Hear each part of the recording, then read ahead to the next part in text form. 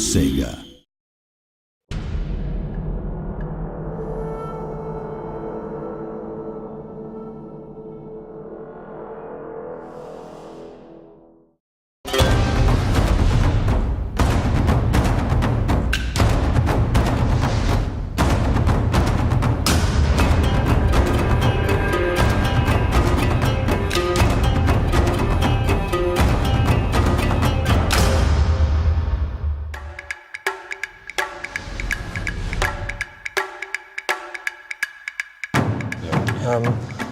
For a PC game, Total War's always had fairly weak multiplayer. It's only ever been the battle part of the game. It's been a recycled part of the game until Napoleon, and we really never really made it a central focus. And this time we have. It's the first time it's actually the fourth part of the game. You know, yeah, it's like a whole new. Sorry, it's actually amazing fun as well. It has a longevity to it as well, which is not something we've had before. It's not just game modes multi-played. The whole character development, the whole progression through the Well, you do get to crush your enemies and see them from before, you don't you? That's the whole thing. Exactly, and you get to see your own glory increase as a result. And if you're on the network, you get to chortle at people later. True. It is something that we're not sure about, you know, it's a totally brand new thing. And you know, how... I love how we always take a punt. Well, you know what I mean? It's just like we always just go, it's gotta be good, right? But you have to take a punt.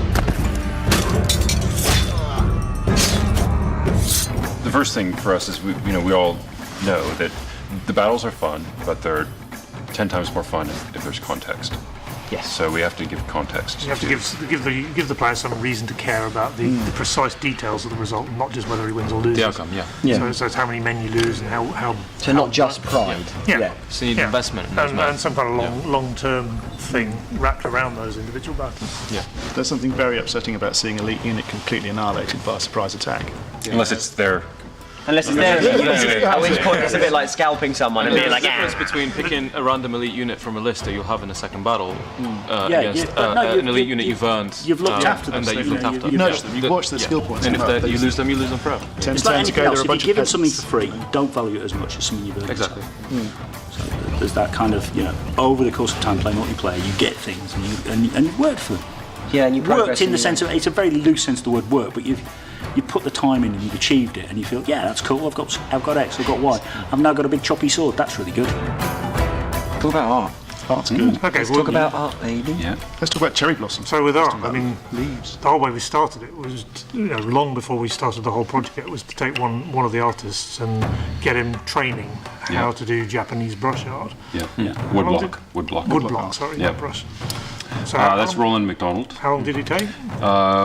We took about 6 months. It's good stuff though. I mean, It is people have asked whether it's from museums, haven't they? Yeah, we've actually had we have had genuine inquiries from magazines and people asking if they're allowed to print it, and they can get the museum can give them the rights, or the family that owns the art can give them the rights. And it's like, no, really, it's ours. And throughout the entire project, we're kind of taking this, the art department is taking quite a serious stance towards art, where we've got all of the departments are really producing by far the best work that they've produced for any Total War game. I think for future projects we'll keep on top of the art and art direction, because it's really quite a big selling point. We're loving doing it. It's the style of that period, I think. I really liked the sort of atmosphere and style of Shogun 1, and we'd not really got anything like that in any of the intervening games, and it was a chance to do art again. He's really doing Total War games on film before we've ever even heard of Total War, or some of us were born. If you haven't watched Seven Samurai, you haven't been paying attention. He's got thousands of guys. He's Everybody's portraying different colour-coded, emotions. It's all that sort of Gran, isn't it, with the battle that's entirely silent until there's one gunshot and then the sound cuts in. It's this enormous battle that goes on forever with a castle on fire. And, there's books as well as the Musashi books. That's definitely the stuff that influences me the most. I actually read the Hagakure about 15 years ago, something like that, and the same thing goes for Musashi's Book of the Five Rings, and that stuff is and Sun Tzu, of course. The Musashi books. I'm talking about the novels. You mean the novels about? Novels are based on the character that wrote the Book of the Five Rings. There's a whole series. There's dozens and dozens of these novels which are completely known to everybody in Japan. So they're Robin Hood, effectively, as Musashi. Jack's got someone on his desk. Yeah. Yes. And there's this. I can't remember the name Jack is of the officially website. the holder of the most geeky thing I've ever seen done at CA. Right now, this is seriously geeky? right. Okay, this is super geeky. Okay, we're a company full of guys who like board games and make games about historical warfare. Okay, so this really has to take a title.